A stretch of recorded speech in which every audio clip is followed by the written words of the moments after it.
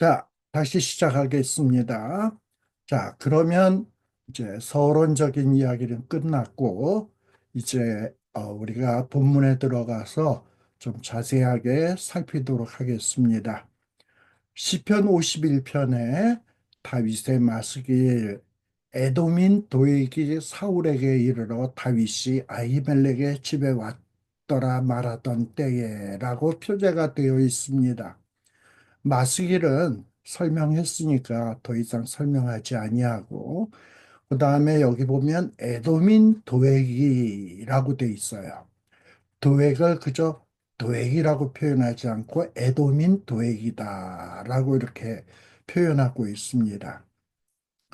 이 도액은 이름의 뜻이 뭐냐? 소심한, 겁이 많은 이런 뜻이 도액이라는 뜻이에요. 그런데 이 도액은 에돔 사람이다라고 하는 것을 분명하게 표기를 해놓고 있습니다. 여러분, 에돔 하면 떠오르는 것이 있죠. 에돔 사람의 조상이 누구입니까? 에서잖아. 야곱의 형 에서. 원래는 장자가 축복을 받기로 돼 있는데 에서는 그 축복을 야곱에게 어떻게 보면 빼앗겼다. 에서 입장에서 보면 그렇고 야곱 입장에서 보면 원래 큰 자가 작은 자를 섬기리라 하나님이 리브가가 임신했을 때 계시의 말씀을 주셨어요. 그래서 원래 이 장자의 축복은 에서에게 가는 것이 아니라 야곱에게 가는 것이다라고 이렇게 정해져 있었다라고 야곱은 믿었겠죠.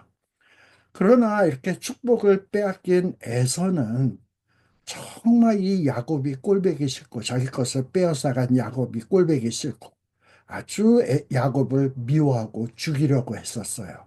그리고 이 에서의 후손들도 끊임없이 이 야곱의 후손들을 미워하고 시기하고 질투하고 그리고 이스라엘 백성들을 괴롭혔던 것이 에돔 사람들입니다. 근데 이 에돔 사람 하면 또 생각나는 인물이 또 누가 있냐 하면 신약 성경에 보면 예수님이 태어날 때 당시 분봉왕 헤롯이라고 있습니다. 이 헤롯도 역시 에돔 사람이다라고 돼 있어요. 이 헤롯도 자기가 왕위에 있었는데 동방 박사들이 오더니 유대인의 왕으로 태어나시니까 어디 있뇨 이러니까 화들짝 놀래가지고 내가 왕인데 누가 무슨 왕이 태어났다는 거야.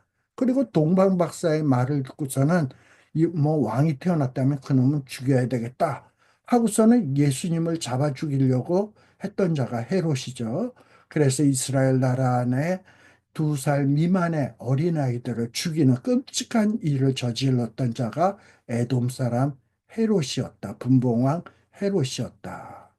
이렇게 에서와 이 헤롯을 보게 되면 이 에돔 사람은 끊임없이 하나님의 언약의 백성들을 핍박한 자들이다. 성경에 보면 이 하나님을 두려워하지 않으면서 하나님이 언약으로 택한 언약의 백성들을 핍박한 자들이 바로 이런 에돔 사람이다.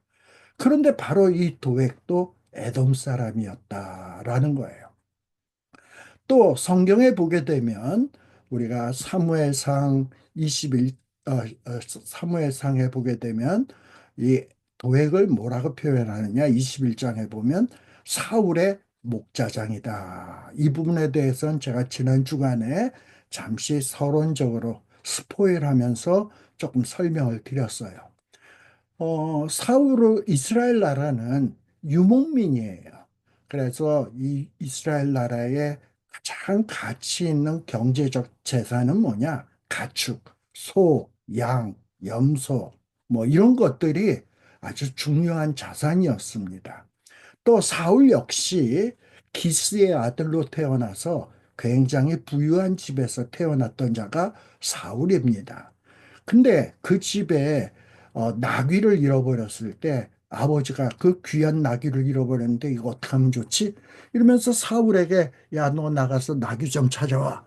해가지고 사울이 그 왕이 되기 전에 아버지의 말을 듣고 나아가서 이 마을 저 마을 멀리까지 헤매고 다니면서 이 잃어버린 나귀를 찾으러 돌아다니는 것을 보게 돼요. 이만큼 이스라엘 민족들은 이 가축을 소중하게 여겼어요. 그러니 사울이 자기가 소유하고 있는 이런 가축에 대해서 얼마나 귀하게 여겼겠어요. 근데 이 귀한 자기의 재산을 아무나에게 맡기겠습니까? 아무나에게 목자장을 시켜서 관리하도록 하겠습니까? 그러니 목자장을 삼는 사람은 어떤 사람인가요? 가장 자기가 신뢰하는 사람, 믿을 만한 사람에게 이 목자장의 지위를 주는 거예요. 이걸 보면 이 도액이라고 하는 인물은 비록 에돔 사람이지만 사울에게 굉장히 인정을 받았다. 에돔 사람임에도 불구하고 이스라엘 사람인 베냐민 지파인 사울에게 인정을 받았다. 어떻게 이렇게 에돔 사람인 도액이 사울의 인정을 받을 수가 있었을까? 저는 그 비결이 뭐였냐? 그저 사울에게 손금이 없어져라 하고 비벼대면서 사울의 귀에 좋은 소리, 알람방구 끼는 소리, 이런 소리만 해주고 사울에게 무조건 충성하고 사울이 못된 짓 시켜도 그야말로 앞에 나서서 모든 일을 하고 이러다 보니까 사울의 눈에 쏙 들어가지고 사울이 목자장이라고 하는 이런 중차대한 직무를 맡겼던 자가 도액이다. 그래서 이 도액은 그야말로 권력을 손에 쥔 그야말로 상당한 권력자였습니다. 그런데 갑자기 뜻밖의 인물이 등장하게 되는 거예요. 이 이스라엘과 블레셋 간의 전투가 벌어지게 되고 그리고 골리앗이 블레셋 장수로서 출전을 해가지고 이스라엘 백성들을 모욕하고 그야말로 이스라엘 백성들을 막 괴롭히는 그때에 그 어린 나이에 다윗이 그 골리앗을 때려 눕히죠. 그러면서 이 다윗이 급부상 사람들에게 인기를 얻기 시작해. 여론조사해 보면 사울은 천천히요, 다윗은 만만이로다. 10배 이상의 지지를 받는 사람으로 급부상하기 시작하는 거예요. 그러다 보니까 이 사울은 어떠합니까? 내가 왕인데 왕인 나보다도 저 다윗이 더 여론조사에서 좋은 대접을 받아? 이럴 수는 없지. 이런 마음을 갖겠죠. 사울이 질투합니다. 근데 눈치가 빠삭한 도액은 어떠합니까? 사울의 모습을 보면서 야, 이거 저 다윗이 급부상을 해가지고 그야말로 다윗이 2인자로 등극하게 되면 내가 지금은 최고의 권력자 반열에 있는데 내 지위가 그야말로 갑자기 쫄딱 망하게 되겠구나. 이런 위기의식을 느끼기 시작하는 거야. 그러면서 이 도액 역시 사울처럼 다윗을 질투하기 시작을 합니다. 그리고 이 도액은 어떠하냐? 이 자기의 권력, 자기의 재물이 잃어버릴 것 같으니까 그것을 방어하기 위해서는 어떤 자기가 그 자기의 재물과 그리고 자기의 권력을 유지하는 것이 그의 최고의 인생의 목적인데 이 목적을 이루기 위해서는 주저함이 없이 하나님이 정말 사악하게 여기는 그 간악도 행하는 사람이 누구냐? 도액입니다. 또 자기의 그 이익을 위해서라면 무고한 하나님의 사람들을 눈 깜짝하지 아니하고 살해할 수 있었던 사람이 바로 도액입니다. 그래서 성경에서는 이 도액을 뭐라고 표현하느냐? 강포한 사람이다. 권력을 남용해서 그 권력을 이용해서 악을 행하는 사람이다. 하나님을 두려워하지 않고. 그리고 악한 계획을 자랑하는 사람이다. 그러면서 자기가 머리가 좋아서 너 사울에게 충성을 해서 내가 이렇게 출세한 거야. 내가 이렇게 능력 있어. 내가 이렇게 처세술에 능해 이러면서 그것을 자랑하고 자기가 갖고 있는 권력을 자랑했던 사람입니다. 그러니 이자에게는 하나님에 대한 생각은 없어. 하나님은 인자하신 분입니다. 여기서 인자라는 건 헤세드라는 말이에요. 충성이라는 거예요. 충성. 그리고 계속적으로 변함없는, 즉 하나님의 인자하심이란 뭐냐? 연약한 자, 의로운 자를 지키시고 악한 자를 심판하시는 것에 충성하시는 하나님이야. 근데 도액이라는 사람은 뭐 하나님이 뭐 공의를 사랑하셔? 공의에 대해서 충성하셔? 그딴 거 없어. 이 세상에 살아갈 때는 거저 돈이 필요하고 권력이 필요한 거야. 뭐 진리와 공의가 승리해? 그딴 거 없어. 그저 처세술에 능해야 돼. 그리고 순간순간 정말 권력 편에 서는 것이 최고 잘하는 일이야 하면서 살아가는 자가 바로 이 도액이다라는 것을 생각해 볼 필요가 있습니다. 자, 그런데 이 도액의 이야기는 어떤 이 사울왕 그리고 다윗 사이에 어떤 긴장 기간이 있죠. 다윗의 인기가 점점 올라가면서 사울이 다윗을 질투하던 시기, 그리고 사울이 다윗을 죽이려고 했던 시기, 그런 시기에 등장하는 인물이 누구냐? 바로 도액이다라는 거예요. 이 도액에 관련된 중요한 사건 중 하나가 사무엘상 21장에 나옵니다. 그래서 여러분들이 이 시편 52편을 공부할 때는 이 사무엘상 21장을 같이 병행해서 살펴보는 것이 참 필요합니다. 자, 사무엘상 21장에는 어떤 내용이냐? 사울이 다윗을 막 질투해서 죽이려 하다 보니까 정말 이 다윗이 위기의식을 느끼고 도망치기 시작을 해요. 근데 도망치던 가운데 여러 사람들이 다윗을 도와주죠. 처음에는 사울의 딸이고 또 한편으로는 다윗의 부인이었던 미갈이 뭐 정말 이렇게 창문을 열고 다라에다 내려서 다윗을 구해주기도 하고 또한 다윗의 친구였던 요나단, 사울의 아들이죠.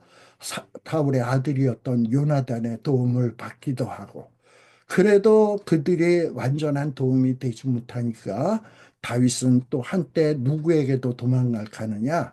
아, 사무엘 선지자에게 도망을 치기도 해요.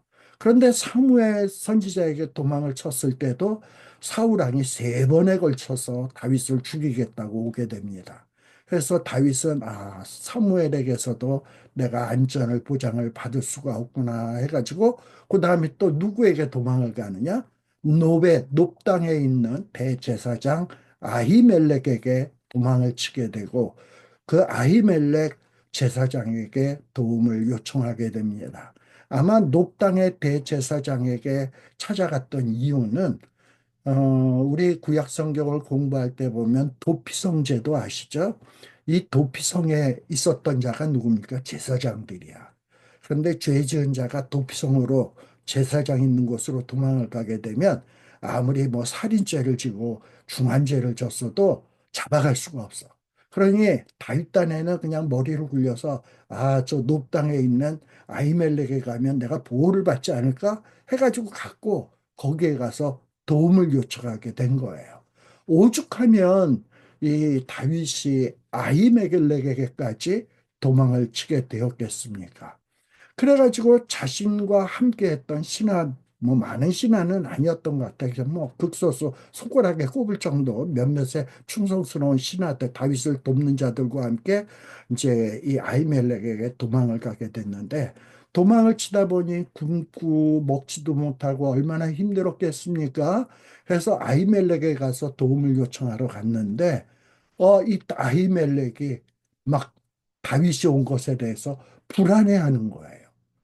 사울왕이 다윗을 지금 미워하고 있는데 이거 자칫 잘못하면 내가 이 다윗 때문에 어떤 위기에 휘말리게 되는 것 아닌가 하는 이런 두려움에 떨게 되는 거죠. 또한 아히멜렉은 왜 이렇게 두려워하게 되느냐? 여러분들 그 아히멜렉의 조상이 누가 있습니까? 아히멜렉의 아버지는 아히두비라고 하는 사람이고 그 위로 올라가 보면 제사장이었던 엘리 제사장 할 거예요. 엘리 제사장. 이 엘리 제사장은 그 아들들 뭐 이래가지고 뭐 정말 엉망진창이었죠. 그래서 그 멸문지화 됐던 게 그 제사장 집안이에요. 그리고 그 집안이 멸문지화 된다고 생각했기 때문에 이 아히멜렉도 제사장으로서 저 엘리 제사장의 죄 때문에 우리 집안이 멸문지화 되는 것 아닌가 늘 두려움에 떨면서 살게 되는데 그런데 느닷없이 갑자기 사울의 미움을 받던 다윗이 자기가 턱 찾아오니 얼마나 불안해. 그래서 당신이 왜 나에게 찾아왔는가? 이러고서는 의심스러운 눈으로 이 다윗을 보게 됩니다. 그때에 다윗은 뭐라고 이야기하냐? 아히멜렉이여, 내가 당신에게 온 것은 왕이 특별한 명령을 내게 내렸고 그 왕의 명령을 수행하기 위해서 당신에게 잠시 들린 것이다. 근데 이것은 보안상 중요하기 때문에 아무에게나 알려서는 안 되고 눈에 띄어서는 안 되기 때문에 내 신하들은 저쪽에다 두고 나만 오게 되었다. 그런데 우리가 지금 많이 굶어서 배가 고픈데 좀 뭔가 떡 5덩이나 혹은 뭐 다른 거 뭐 먹을 것 있으면 좀 줄 수 있겠냐? 라고 아히멜렉에게 요구하게 되는 거예요. 그랬더니 아히멜렉은 다윗에게 뭐라고 얘기하냐? 나에게 항상 먹는 그런 뭐 일반적인 떡은 없고, 성전 안에 보면 진설병이 있는데, 이 진설병은 안식일마다 새로 이렇게 갈거든요.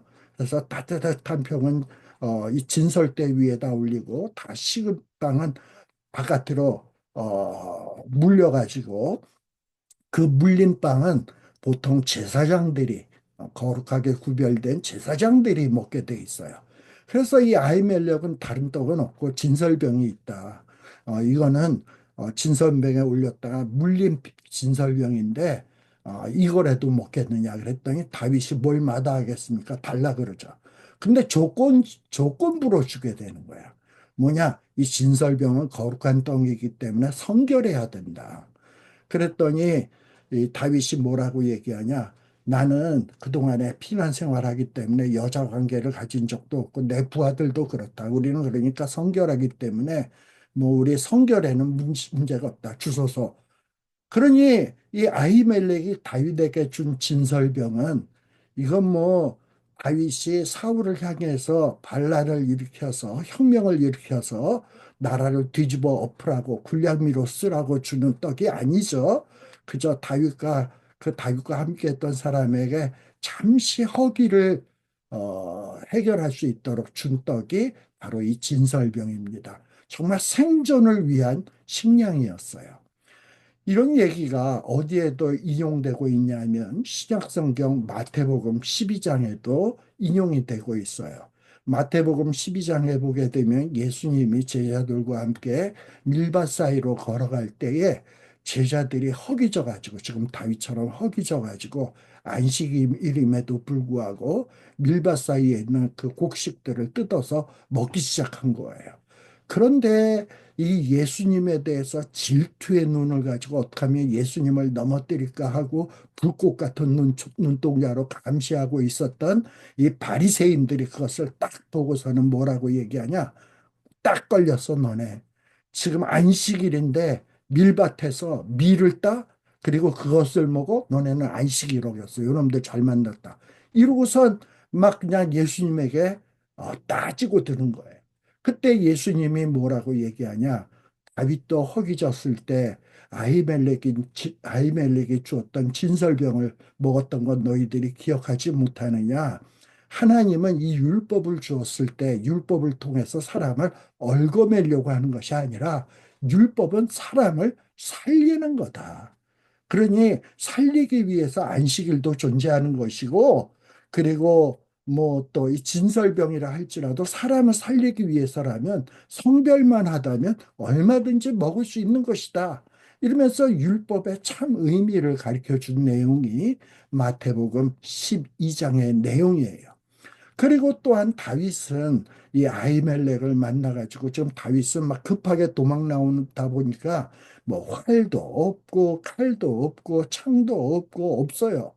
그런데 이 험악한 광야를 다니다 보면 얼마나 사나운 맹수들과 얼마나 많은 위험 요소들이 있습니까? 근데 자기를 보호할 수단이 없어. 그래서 다윗은 아히멜렉에게 혹시 병기나 뭐 이런 어떤 창 같은 것이 없느냐 이러고 아히멜렉에게 이야기를 하니까 아히멜렉이 뭐라고 얘기하냐? 뭐 그딴 거는 내가 없고 뭐 우리가 무기고를 뭐 성전 안에 뭐 무기고가 있는 것도 아니고 성소 안에 무기고가 있는 것도 아니고 내가 갖고 있는 것은 네가 그때 때로 눕혔던 골리앗이 쓰던 칼을 내가 갖고 있는데 그거라도 주랴. 어떻게 아히멜렉이 이 골리앗의 칼을 갖고 있느냐 하면 다윗이 첫 승리했던 것이 뭡니까? 그 어린 나이에.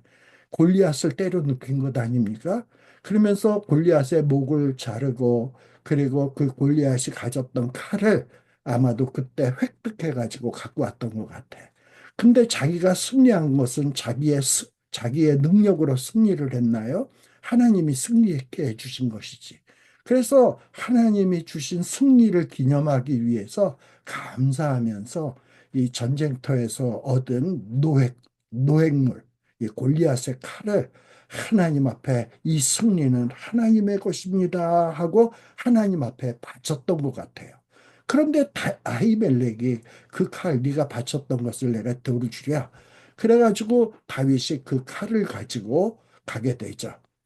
자, 근데 이런 장면을 이 아히멜렉은 모르는데 이 도액이라고 하는 자가 이 아히멜렉과 다윗과의 대화 그리고 아히멜렉이 다윗에게 진설병 주는 장면 그리고 또 아히멜렉이 골리앗의 칼을 다윗에게 주는 것을 다 지켜보게 되는 거지.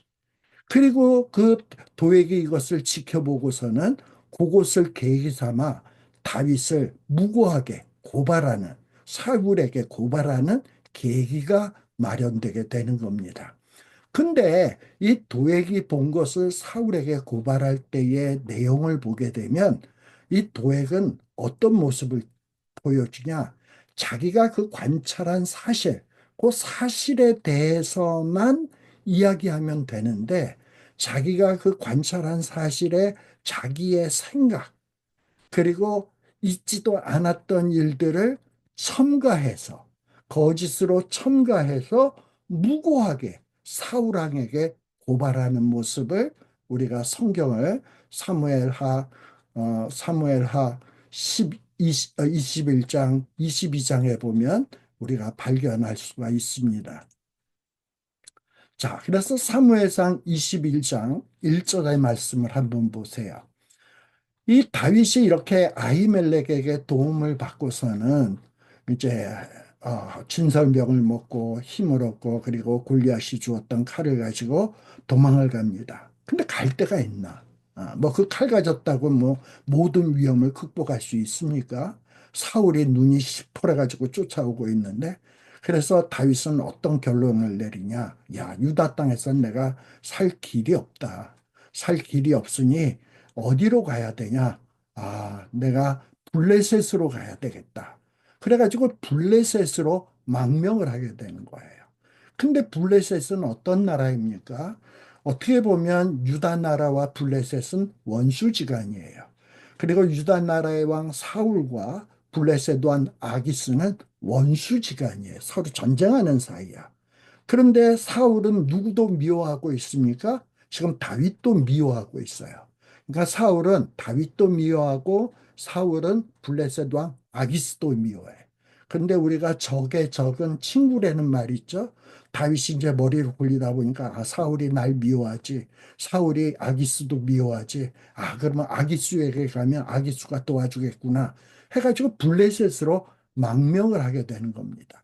자, 그런데 블레셋에 망명했을 때도 또 어떤 상황에 처하게 되냐?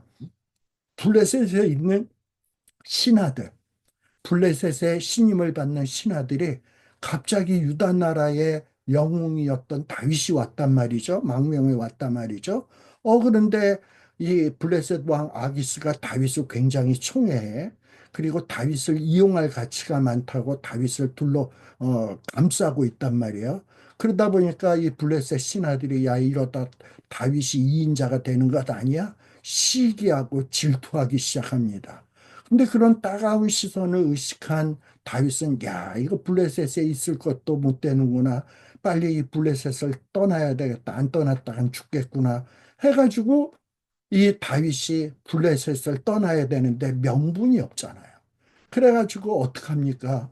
이 아기스 왕 앞에서 침을 질질 흘리면서 문벽에다가 손톱으로 뻑뻑 긁으면서 그리고 완전히 그 우리 코미디언 심영래처럼 바보 흉내를 내면서 뻑뻑 긁으면서 침 흘리면서 여기 다윗 없다 뭐 이런 식으로 이야기를 하고 이러다 보니까 이 블레셋 왕 아기스가 다윗을 보니 이거 뭔가 자기가 총에서 써먹으려고 했는데 저런 미치광이를 내가 어디다 써먹어 하는 생각이 드는 거예요. 그래가지고 우리가 저런 미치광이를 우리가 여기서 밥 먹여주고 보호해줘야 돼? 이런 이야기를 하게 되는 거죠. 자, 다윗이 이런 꾀를 왜 내게 되었나요? 다윗은 한때 젊은 날에 사울이 어, 악신에 걸려서 미쳐서 미친 신용을 할 때에 이 다윗은 이 사울에게 가서 수금을 치면서 찬양을 부르면서 사울의 악신을 쫓아내는 역할을 했던 사람이 다윗입니다. 그러면서 이 사울이 그야말로 악신이 들려가지고 미친 사람처럼 막 그냥 미친 짓을 할 때 그때 막 침을 질질 흘면서 벽을 긁고 갑자기 미치광이 행동을 할 때 이런 모습을 봤거든. 생생한 리얼한 모습을 봤거든. 그래가지고 다윗이 그때 그 기억을 더듬어서 똑같이 미친 짓을 하니까는 얼마나 리얼하고 생생하겠어요. 그러다 보니 블레셋 왕 아기스가 싹 속아 넘어가는 거지. 그러니 다윗이 어린 시절에 사울이 미쳤을 때 수금을 타고 악신을 쫓아주었던 그 일이 고된 일이었지만 이것이 어떻게 보게 되면 뭡니까? 굉장히 필요한 경험이었던 거야.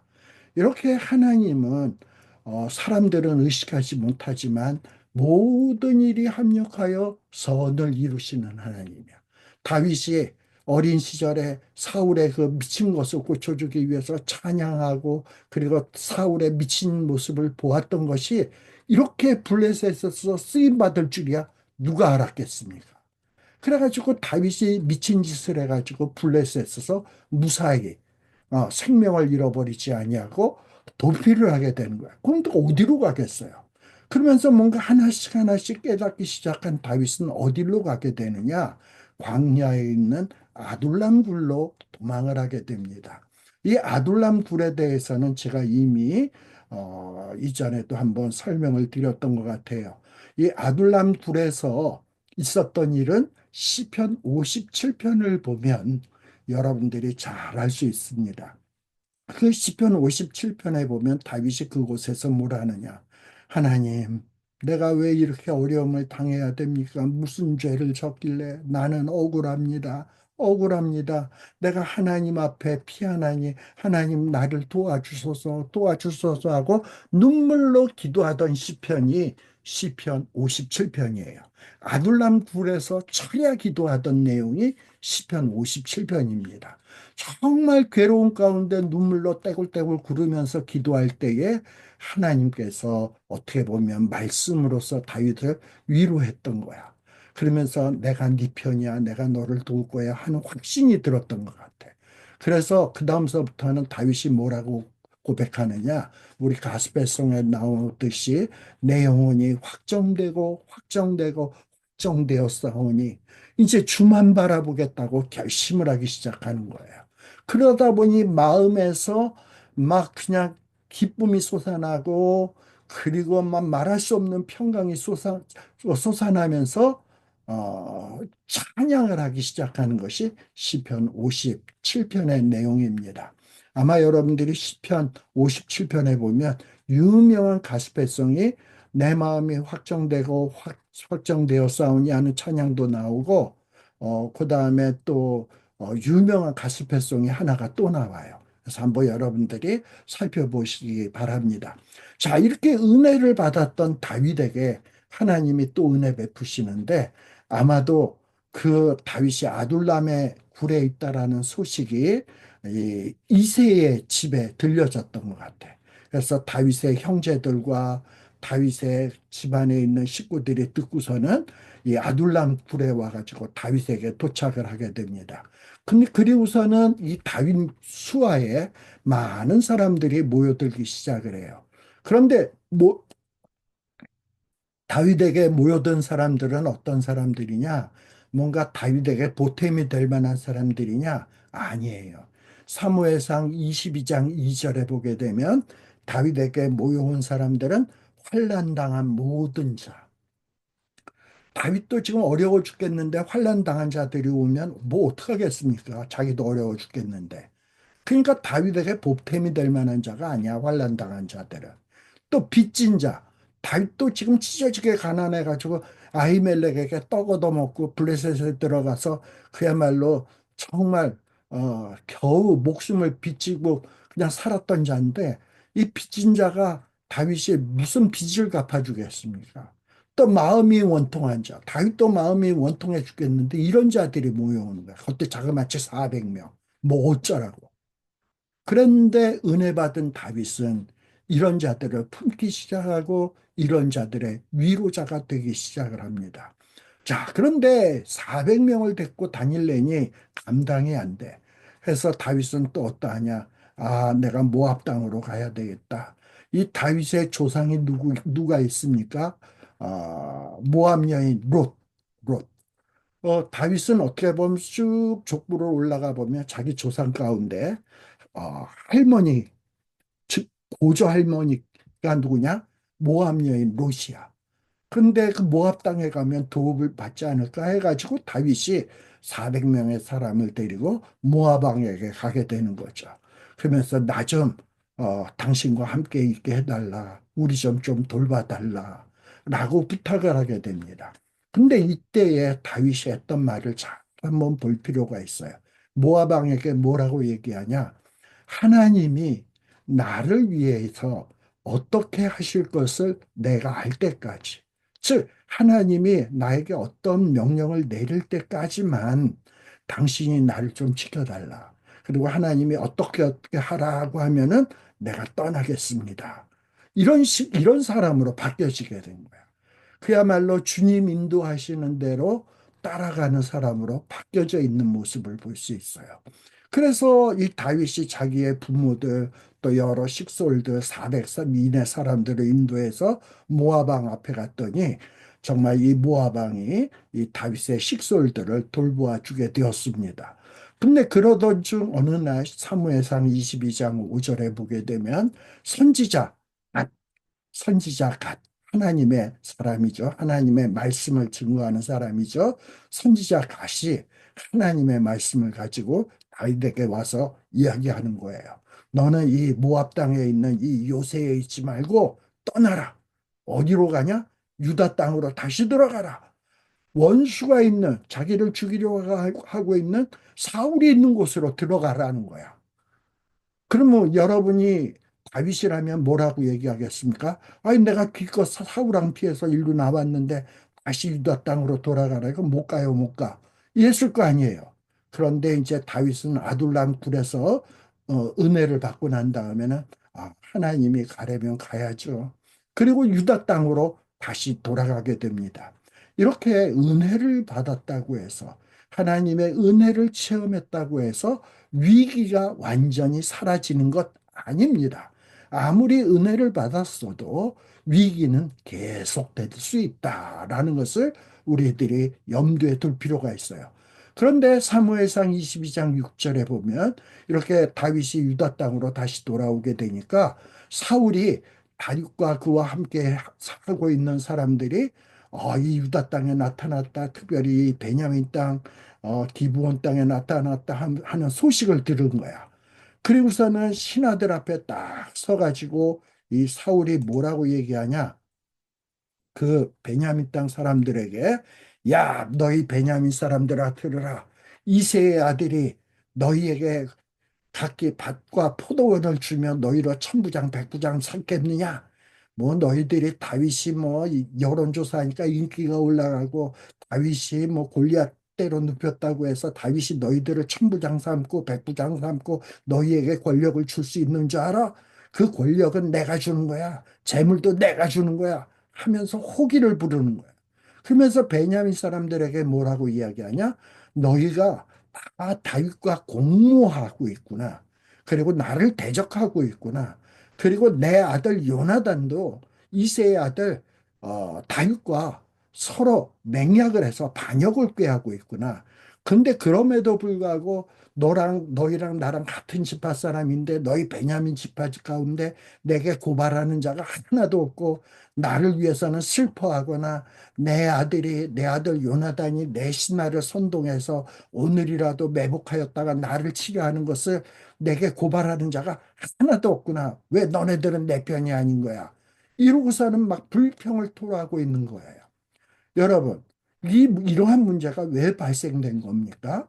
이 백성들에게 지금 이스라엘의 문제는, 유다 나라의 문제는 다윗이 반역을 일으켜서 생겨난 문제가 아니라 이 쪼잔한 사울이 자기의 아들뻘인 사위인 다윗을 시기 질투해가지고 발생되는 문제라는 것을 백성들은 너무나 다 잘 알고 있는 거야. 그러니 이 사울의 의견에 동조하지 못하고 있는 거예요. 그런데 이 사울 밑에는 누가 있다? 사울의 목자장 도액이 있어요. 근데 이 도액은 어떠하냐? 어떤 현실을 정말 제대로 판단 못하고, 아니, 판단하기도 싫어하지. 이 도액은 오로지 돈과 권력을 얻기 위해서라면 현실이 어찌됐건 나라야 망하든 뭐하든 자기의 욕심을 채우기 위해서는 뭐든지 행할 수 있는 사람이 도액이에요. 그래서 이 도액은 뭔가 정의와 공의, 나라의 번영, 이런 거를 택하기보다는 간악을 택했습니다. 그리고 이 순간에 남들은 무고하게 다윗에 대해서 고발하지 아니하는데 도액은 간땡이가 부어가지고 다윗에 대해서 거짓으로 무고하는 일이 발생되게 되는 거예요. 그러면서 그 다윗이 무고하게 다윗을 고발하는 내용이 사무엘상 22장 9절에 나옵니다.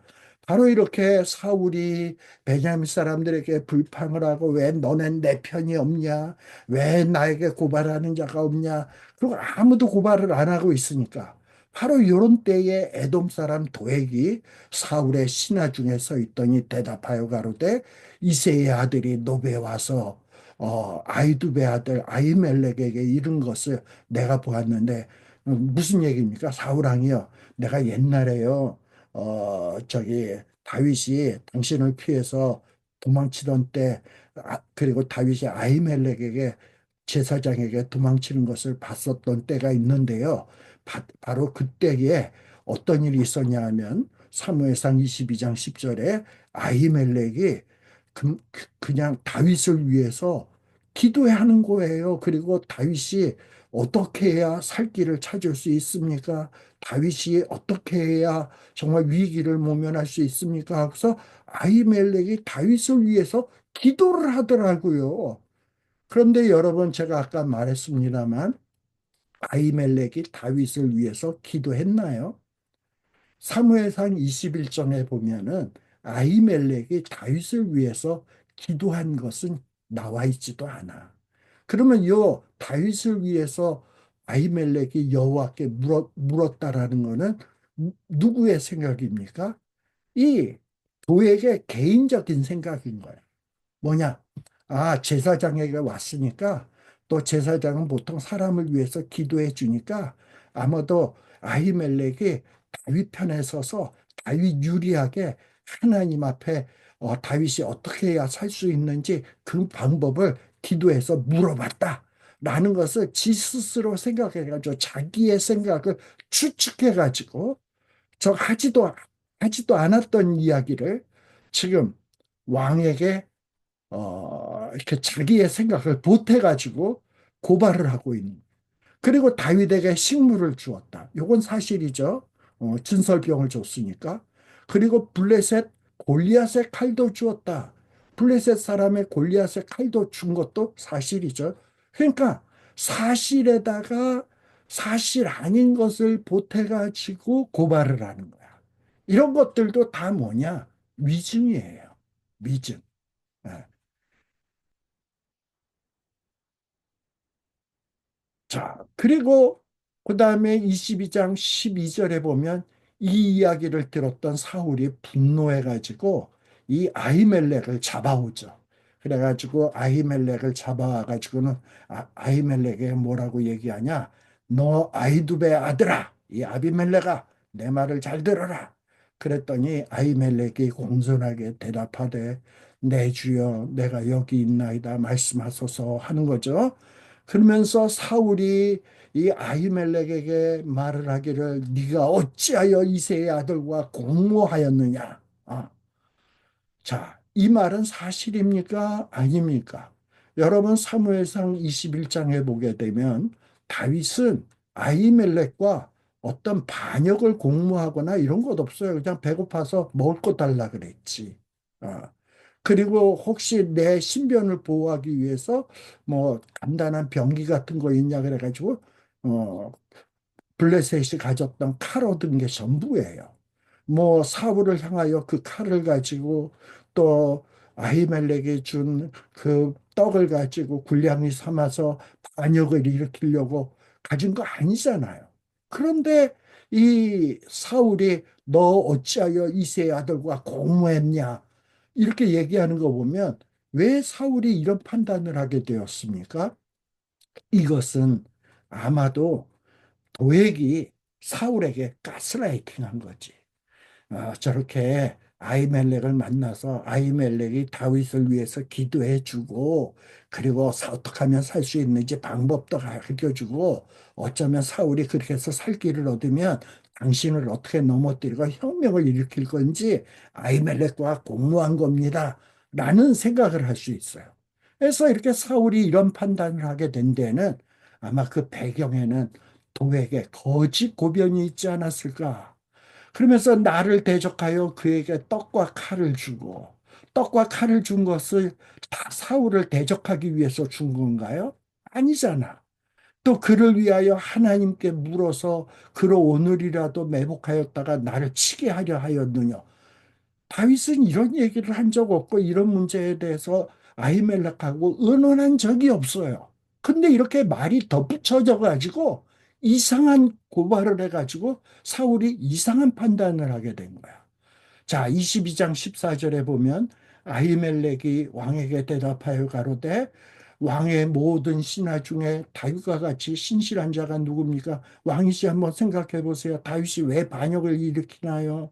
다윗은 정말 당신을 위해서 나가 전쟁터에서 싸우고 골리앗을 무너뜨리고 블레셋에서 싸워 이기고 이랬던 자가 아닙니까? 당신에게 어떻게 반역을 꾀하지 않는다고 하는 것은 당신이 누구보다 더 잘 알지 않습니까?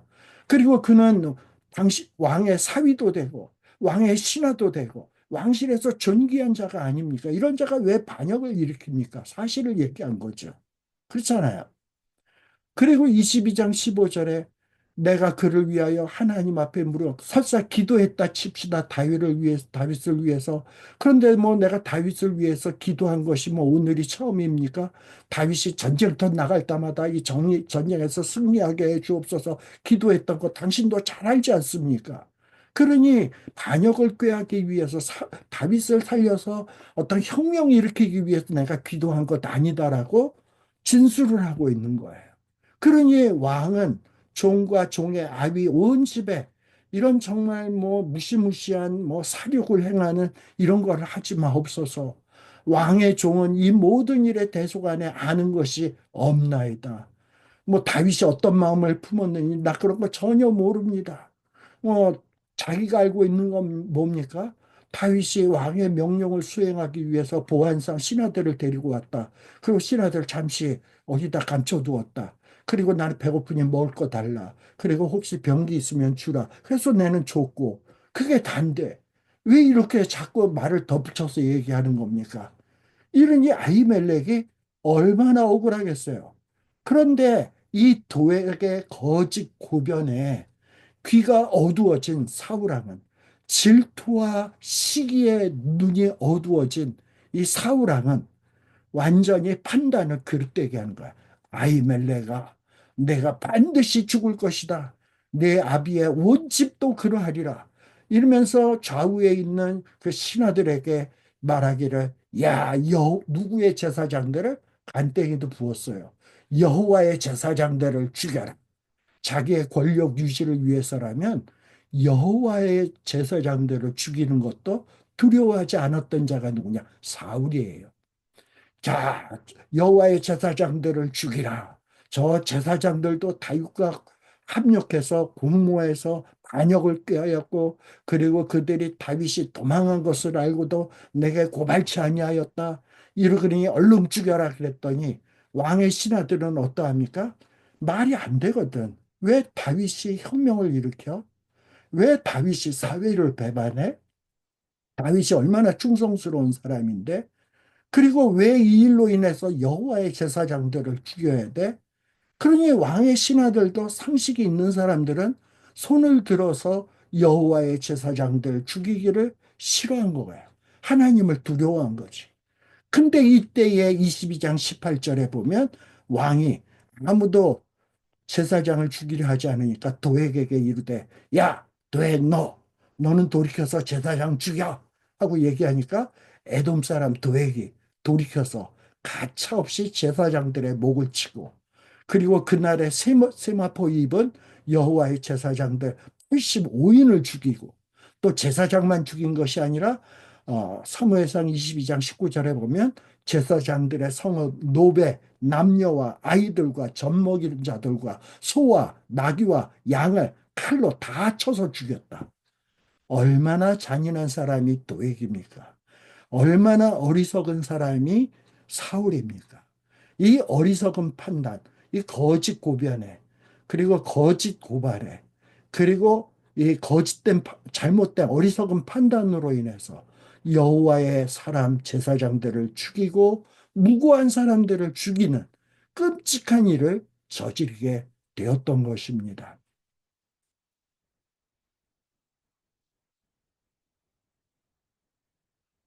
자, 그러니 이 도액의 고발은 이 도액의 사악한 욕망에서 비롯된 거예요.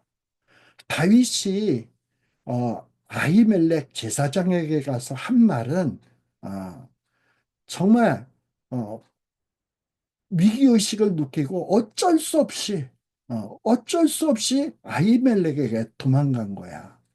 그런데 아히멜렉은 제사장은 다윗이 온 것을 보고 막 두려워하면서 얘가 왜 왔지? 너 그리고 왜 혼자냐? 너 항상 신하들이 따라다녔는데 그리고 너 신하들과 함께 와서 혹시 나 죽이려고 온 거 아니야? 이런 어떤 의심을 가지면서 물어봤어요. 그런데 이때 다윗은 뭐라고 얘기합니까? 아, 내가 온 것은 왕의 밀명으로 오게 된 것이다. 그리고 보안상 부하는 다른 곳에 있다. 자, 이것은 거짓입니까? 참입니까? 다윗이 아히멜렉에게 한 말은 거짓입니까? 참입니까? 거짓말이지. 근데 왜 이렇게 다윗이 거짓말을 하게 됐을까요? 아둘람 굴에서 은혜도 받고 하나님만을 의지하겠다고 했던 사람이 아니 이전에 뭐 정말 골리앗도 때려 눕히고 했던 사람이 왜 이렇게 거짓말을 하게 됐을까? 연약한 인간이니까 위기에 처하다 보니까 그리고 아히멜렉이 의심의 눈으로 보니까 오죽하면 거짓말을 했겠습니까? 이렇게 다윗도 연약하다 보니까 위기상에서도 거짓말을 할 수 있는 의인 아니야, 죄인이야. 그리고 다윗이 아히멜렉에게 한 말은 뭡니까? 그 다음에 먹을 것 좀 달라. 우리가 굶었다. 떡 5개나 혹시 다른 것 있으면 달라. 그래가지고 제사장이 진설병을 조건부로 주겠다고 했어요. 성결해야 주겠다고 했어요. 그랬더니 다윗은 또 아히멜렉에게 뭐라고 얘기합니까? 나 여자랑 관계하지 않았다.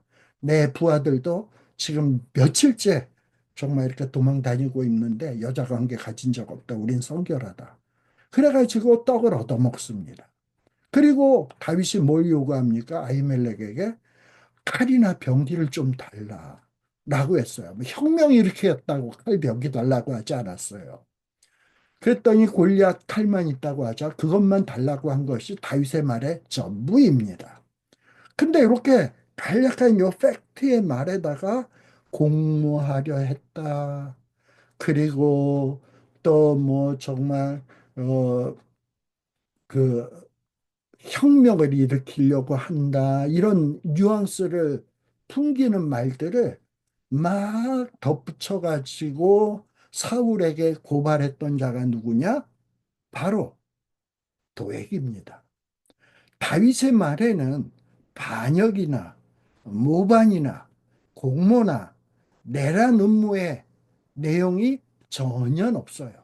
뭐 잘못한 거 있다면 나는 왕의 밀명을 받고 온 거다. 근데 배고프다.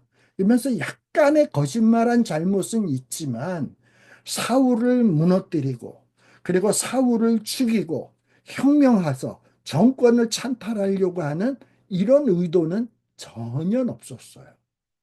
그리고 제사장에게 하나님의 뜻을 어기라고 요구한 적이 없어요. 그럼에도 불구하고 도액은 이 다윗이 하지도 않은 말에 없는 말에 보태고 자기의 욕심을 채우기 위해서 거짓을 보태어서 사울에게 위증을 한 거예요. 자, 그렇다면 이런 성경에서 나타나는 이 도액이라고 하는 인물의 역할은 뭘까? 이 도액의 행동은 하나님에 대해서는 무각한 자의 모습을 보여줍니다. 그리고 거짓 하나님에 대해서 무감각하다 보니까 거짓 증거하지 말라 한 하나님의 명령에 대해서도 두려움 없이 그 명령을 어기게 되는 거예요. 거짓 증거, 거짓 모함.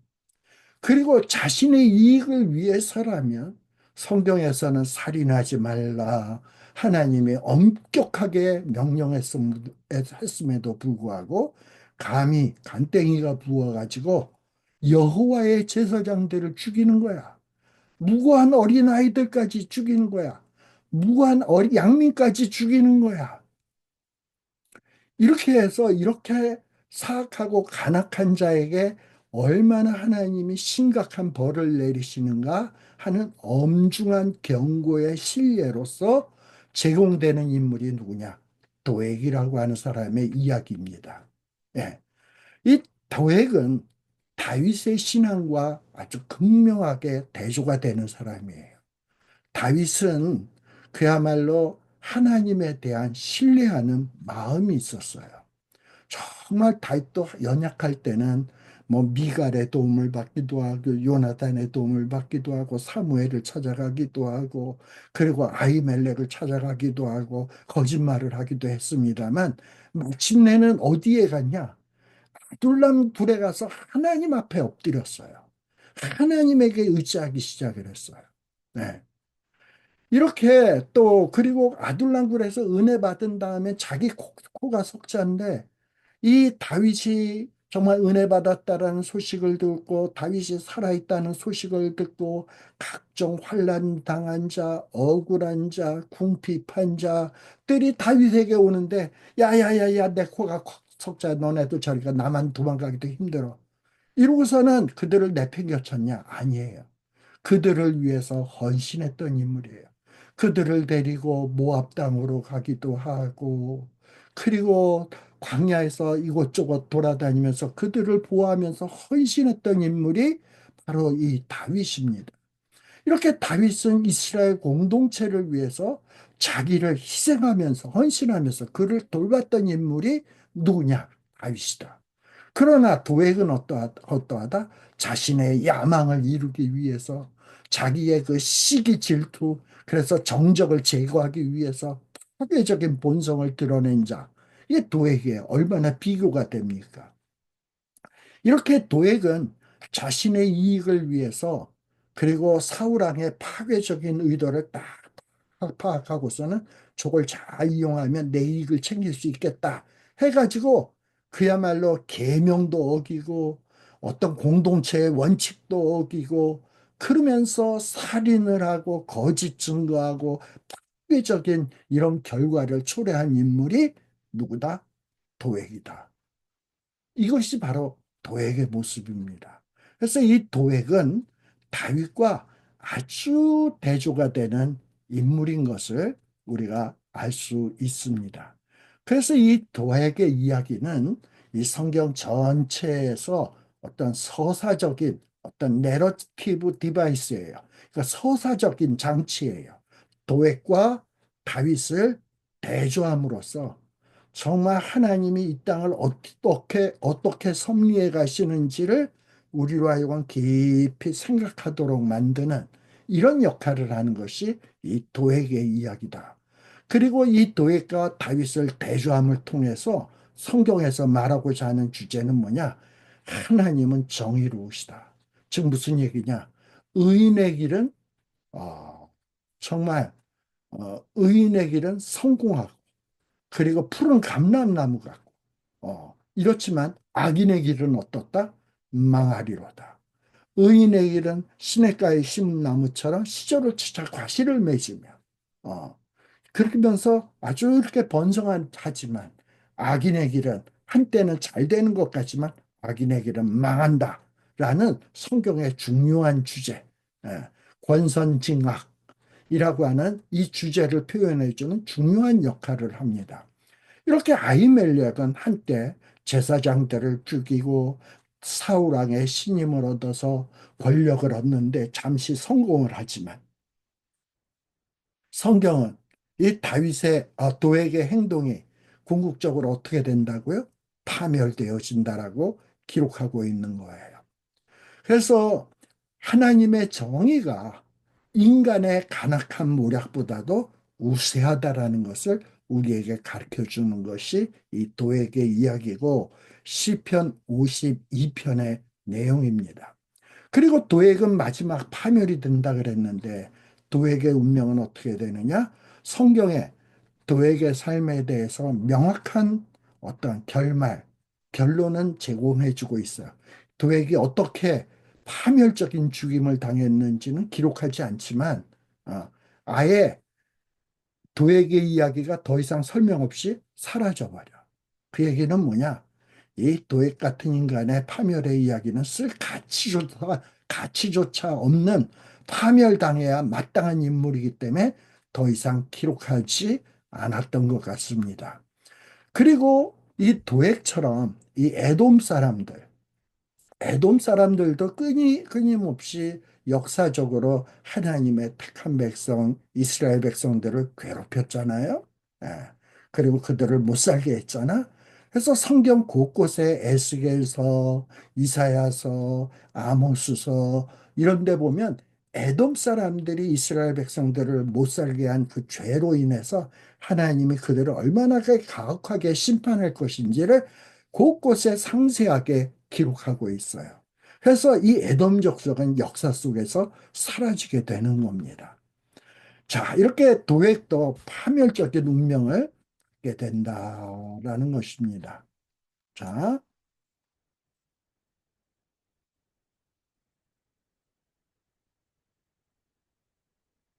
넘어가고요. 자, 그래서 이 시편 52편 1절서부터 바로 이 도액에 대해서 설명을 해주고 있습니다. 이러다 보니까 벌써 2시간이 다 되어버렸네요.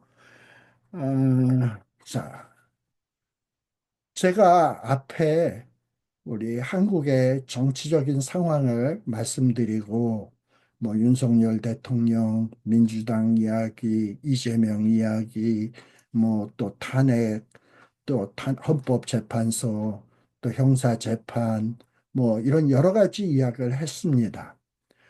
그리고 어느 것이 옳다라는 것은 정치적 관점에 따라서 다릅니다. 그러나 우리가 올바른 판단을 할 수 있냐? 우리는 물론 외적인 것을 보고 어느 정도 나름대로 판단을 할 수 있습니다만 내 판단이 100% 옳다? 그렇게 장담할 수 없습니다. 제가 아까 윤석열 대통령의 옥중 편지를 읽어드렸어요. 그 옥중 편지의 내용이 진실이라면 진짜 윤석열 대통령이 어, 솔직하게 진심으로 고백한 고백이라면 하나님께서는 윤석열 대통령을 귀하게 여기실 거예요. 그러나 간사하게 윤석열 대통령이 그런 편지를 동원해 가지고 기독교인들의 어떤 뭡니까 기독교인들의 그 팬심을 사기 위해서 조작된 편지를 썼다? 이것은 간사한 거예요. 사람은 외모를 보거니와 하나님은 중심을 보신다. 아무리 윤석열 대통령이 그런 편지를 정말 간사하게 환심을 얻기 위해서 그럴듯하게 써가지고 썼다 하나님은 안 속습니다. 만일에 그렇다면 윤석열 대통령은 정말 파멸을 면치 못할 것입니다. 그러나 정말 진심으로 솔직하게 정말 하나님은 모든 일을 합력하여 선을 이룰 것이다. 그리고 내가 지금 이 감방에 갇혀 있는 것이 어떻게 보면 자기에게는 더 좋다. 그동안에는 많은 사람들이 자기를 둘러싸고 자기를 대접했지만 지금 감방 안에서 하나님과 대화하며 기도하며 말씀 읽는 것이 너무너무 좋다. 이러고 고백하는 것이 사실이라면 하나님께서는 윤석열 대통령을 아마도 구원해 주실 것입니다. 그리고 또 우리 사울왕, 사울왕은 다윗을 정말 싫어했어요. 질투했습니다. 그런데 사울왕은 정말 나라를 생각해 보니까 지금 내가 베냐민 지파의 왕인데 내가 왕으로서 해야 이 나라가 잘 될 텐데 그리고 내 아들이 대를 이어야 이 나라가 잘 될 텐데 저런 다윗이 등장을 해서 이거 뭔가 왕권에 위협받는 거 아니야? 저런 자는 죽여야 돼. 그리고 죽이는 것이 정의야. 나라를 위한 길이야. 라고 진심으로 생각하고 하나님이 그것을 인정하셨다면 어, 사울은 뭐 괜찮은 왕이죠. 물론 다윗은 억울하지만 어, 그러나 도액을 한번 생각해 봅시다. 도액은 정말 나라를 생각하는 마음으로 그리고 이스라엘 유다 나라의 왕권을 유지하기 위해서 공동체를 위해서 도액은 그러하고 있습니까? 성경 사무엘상 21장이나 22장을 보면 어디를 봐도 도액의 그 의로운 모습은 나오지 않아. 여호와를 결코 두려워하는 자가 아니야.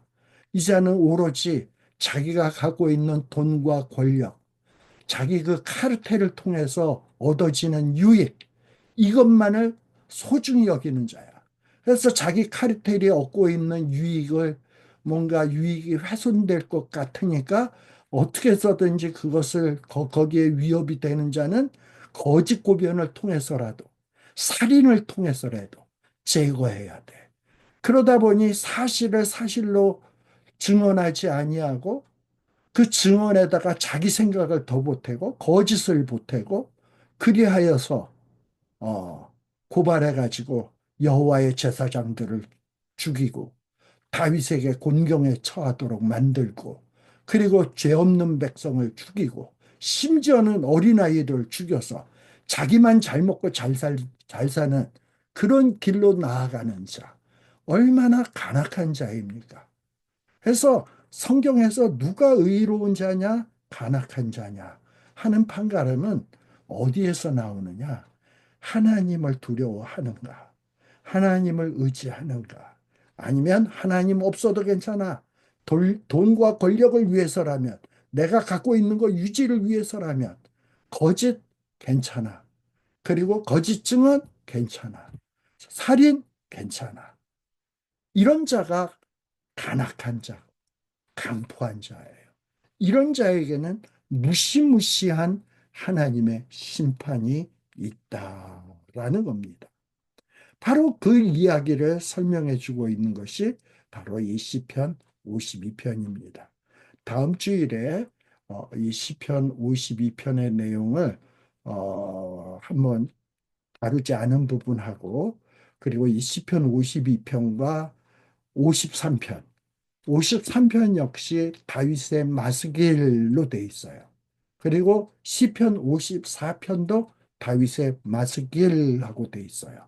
그래서 다음 시간에는 시편 52편의 나머지 부분 조금 더 남다른 부분 살피고 그 다음에는 53편과 시간이 되면 54편까지 다음 주일에 살펴보도록 하겠습니다.